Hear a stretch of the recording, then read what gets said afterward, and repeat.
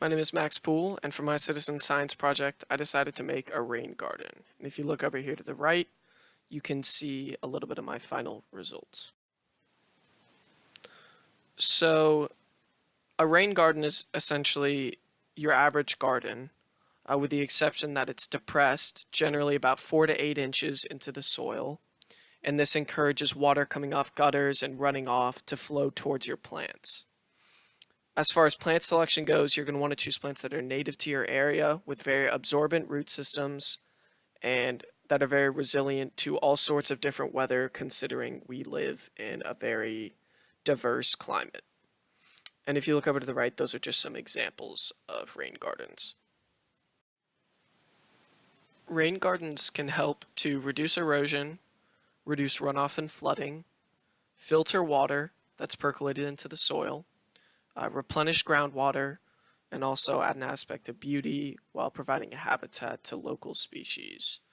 For me, the most important out of these was reducing erosion, as I have some serious issues in my backyard with standing water as well as excessive runoff coming off my yard. So I was really hoping that this rain garden would solve some of those issues.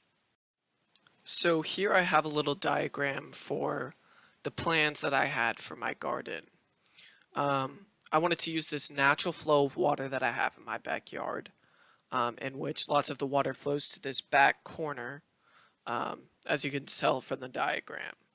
And I just wanted to use that natural flow to my advantage. I didn't need anything to redirect it as long as all that water was just flowing towards that back corner. And I was going to put some rocks to just further encourage the water flow towards the garden.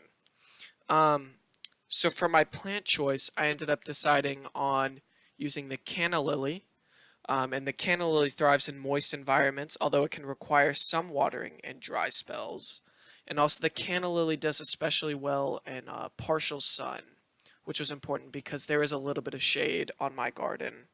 My next choice was the Japanese water iris, and the Japanese water iris is special in that it's very resistant to high amounts of water to the point that it can survive in standing water.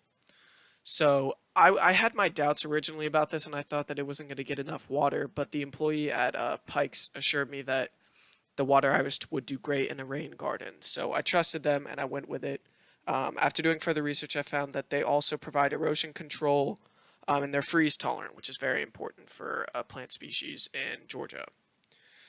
Next up, I chose two species of Acorus, which are kind of like grass, but not really. And this is the grassy leaved sweet flag and the golden dwarf sweet flag. And both of these species, they help to stabilize the soil with their root systems, and they also grow pretty well in wet areas. They would do very well in a rain garden.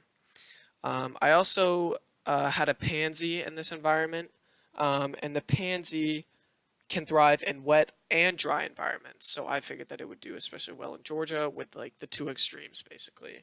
And also pansies are cool looking flowers, so they would look nice in the garden.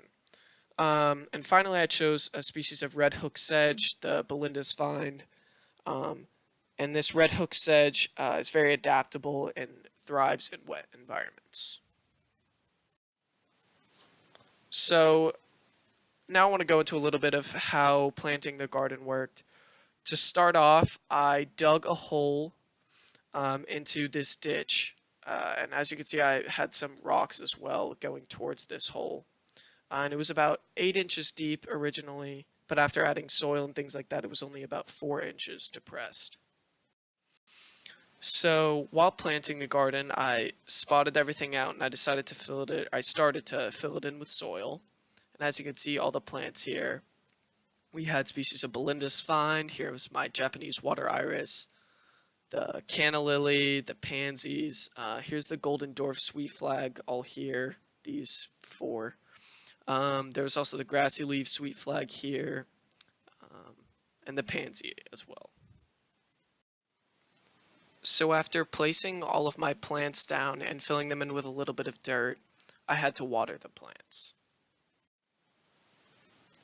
After this, I had to mulch the plants to try and maintain some of that moisture in the plants, and I'm probably going to continue to remulch this garden as time goes on to maintain that moisture. These are some pictures of my final product.